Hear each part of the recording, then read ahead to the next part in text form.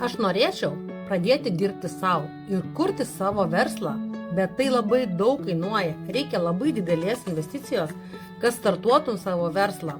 Netiesa. Tradiciniam versle taip.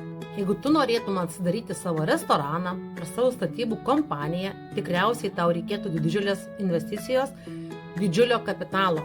Bet yra kitokio tipo verslų, kaip tinklinė rinkodara, kur tu gali pradėti kurti savo verslą už, ar patikėsi, nuo 0 eurų. Nemokamai. Tu gali užsiregistruoti į tinklinę rinkodarą kompaniją nemokamai ir pradėti tą pačią dieną. Pardavinėti produktus, kviesti žmonės į komandą ir pradėti uždirbti pajamas. Dažniausiai tau tinkliniam marketinge versle reikės įsigyti produktus savo, kad juos išbandytum.